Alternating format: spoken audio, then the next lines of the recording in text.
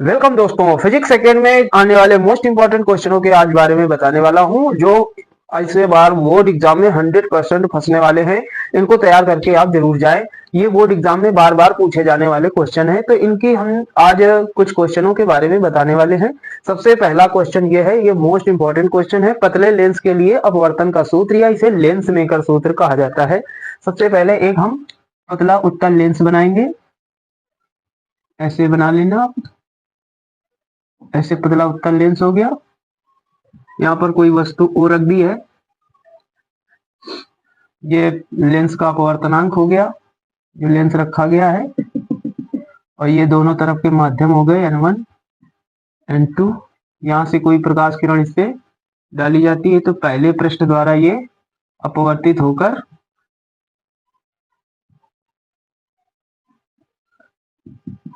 ऐसी जाती है। और इसका जो प्रतिबिंब बनता है, इस वस्तु का प्रतिबिंब आई डैश पर बनता है। अब इस आई डैश का प्रतिबिंब इस दूसरे पृष्ठ, ये P1 पृष्ठ है, ये P2 पृष्ठ हो गया। तो P2 पृष्ठ द्वारा इस वस्तु का यहाँ पर प्रतिबिंब बनेगा, ये आई हो जाएगा। ये दूरी हो गई U, क्योंकि वस्तु की दूरी है पहले पृष्ठ से वस्तु की दूरी, और ये दूसरे पृष्ठ से या पहले पृष्ठ से यहाँ से दूरी है इसकी, ये V डैश हो गई I डैश तक। और ये दूसरे पृष्ठ से I तक की दूरी को V कहेंगे। तो इस प्रकार से आप लेंस मेकर सूत्र में प्रूविंग में आप फिगर बनाएंगे। अब सबसे पहले लिखेंगे, माना एक पतला उत्तल लेंस है। पतला का मतलब हो गया यहाँ पर बहुत ही सूक्ष्म, यानी सूक्ष्म मोटाई की मोटाई ले सकते हो, बहुत ही सूक्ष्म अनंत मोटाई। तो देखिए यहाँ से वस्तु मान लेंगे एक पतला उत्तल लेंस है, जिसके फोकस पर एक कोई वस्तु रखी है, जिसका वास्तविक और सीधा प्रतिबिंब आई डैश पर बनता है। इस प्रतिबिंब का प्रतिबिंब दूसरे पृष्ठ द्वारा आई बिंदु पर बनता है। बस इतना लिखना है माना में। अब लिखेंगे पहले पृष्ठ द्वारा अपवर्तन के सूत्र से। तो पहला पृष्ठ हमारा ये है P1 सूत्र। तो पहले पृष्ठ के लिए ये वस्तु है और ये यहाँ से प्रतिबिंब की दूरी है। तो लिखेंगे N2 अपॉन V डैश वस्तु की प्रतिबिंब की दूरी है, N1 अपॉन U बराबर N2 minus N1 upon R2 आएगा। यहाँ से समीकरण फर्स्ट बनाएंगे और लिखेंगे दूसरे पृष्ठ से।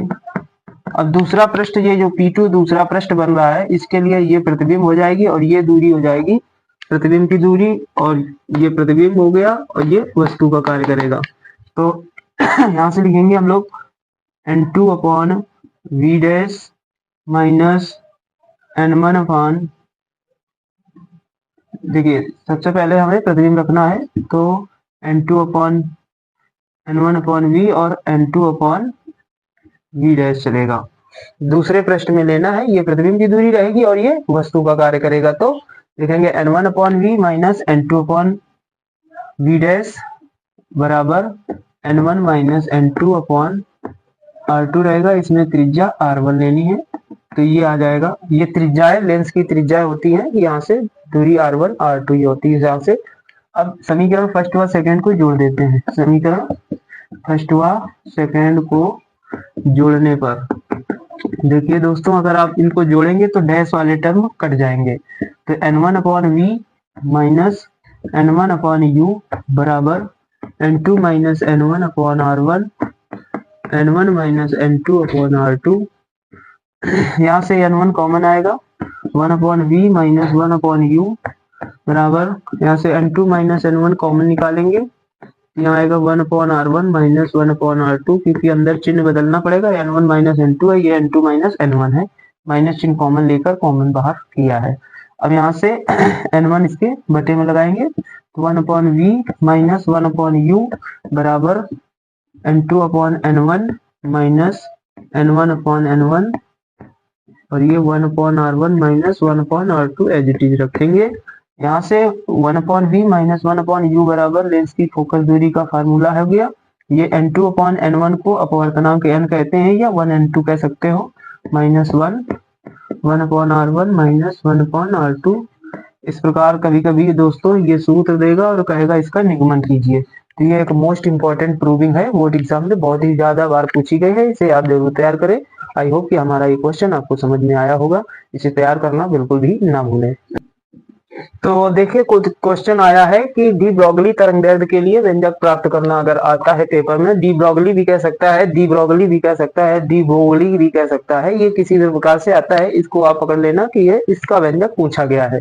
सबसे पहले हम लोग इसकी प्रूविंग करेंगे। तो लिखना है सबसे पहले आइंस्टीन का प्रकाश वैद्युत, आइंस्टीन के ऊर्जा समीकरण से, आइंस्टीन का प्रकाश वैद्युत ऊर्जा समीकरण का सूत्र है E बराबर mc²। अब लिखेंगे किसी फोटॉन की ऊर्जा,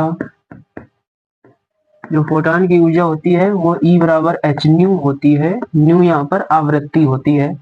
ये सेकंड समीकरण है। अब लिखेंगे समीकरण फर्स्ट व सेकंड से दोनों E की वैल्यू है, दोनों को हम बराबर में लिख सकते हैं। तो mc² बराबर हो जाएगा h न्यू, यहाँ से C को एक हम बटे में ले जाएंगे, C इंटू सी लिख सकते हैं इसको, h न्यू हो गया। mc बराबर हो जाएगा h न्यू अपॉन c, क्योंकि न्यू बाई सी बराबर होता है 1/λ, तो इसकी वैल्यू रिप्लेस कराएंगे। mc बराबर h अपॉन लैम्डा हो जाएगा, यहाँ से लैम्डा का फार्मूला निकालना होता है, तो h अपॉन mc हो जाएगा। ये एक फोटॉन के लिए हो गया है। अब यदि किसी कण का द्रव्यमान यम तथा यहाँ निर्वात में प्रकाश की चाल c है, अब अगर वेग v हो तो लैम्डा बराबर हो जाएगा h अपॉन mv, चूंकि mv बराबर जो होता है वो संवेग p होता है, तो यहाँ से लैम्डा का जो फार्मूला फाइनल आने वाला है वो h अपॉन p आ जाएगा। तो ये था डी ब्रोगली तरंगदैर्ध्य के लिए व्यंजक की स्थापना हुई है, बोर्ड एग्जाम में ये बहुत बार पूछी गई है, इसे आप जरूर तैयार करें, इस बार 100% आने की इसकी संभावना। ये क्वेश्चन बोर्ड एग्जाम में बार बार पूछा जाने वाला एक क्वेश्चन है, कभी कभी इसका फार्मूला दे देता है और इसकी प्रूविंग पूछता है। तो आइंस्टीन का प्रकाश वैद्युत समीकरण के बारे में आज चर्चा करेंगे। आइंस्टीन में जब कोई फोटॉन किसी धातु की सतह पर गिरता है तो वो अपनी संपूर्ण ऊर्जा किसी एक ही मुक्त इलेक्ट्रॉन को देकर अपना अस्तित्व समाप्त कर लेता है। तो इस प्रकार अगर इलेक्ट्रॉन की जो प्राप्त ऊर्जा है वो उसकी देहली आवृत्ति से अत्यधिक मात्रा में होती है तो वो इलेक्ट्रॉन गतिशील अवस्था में हो जाता है। अगर देहली आवृत्ति के बराबर होती है तो वो इलेक्ट्रॉन उसी पृष्ठ की सतह पर उत्सर्जित होकर बैठ जाता है। तो ये था, अगर किसी धातु के पृष्ठ पर कोई फोटॉन गिरता है या प्रकाश डाला जाता है तो उससे उस धातु के पृष्ठ से इलेक्ट्रॉन का उत्सर्जित होने में जो इलेक्ट्रॉनों द्वारा अर्जित गतिज ऊर्जा है उसी का व्यंजक प्राप्त करना है इसमें। तो सबसे पहले लिखेंगे माना किसी फोटॉन की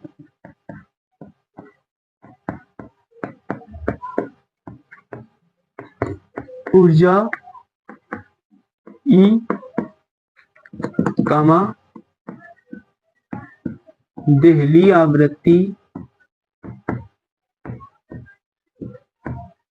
आवृत्ति न्यू तथा धातु का कार्यफलन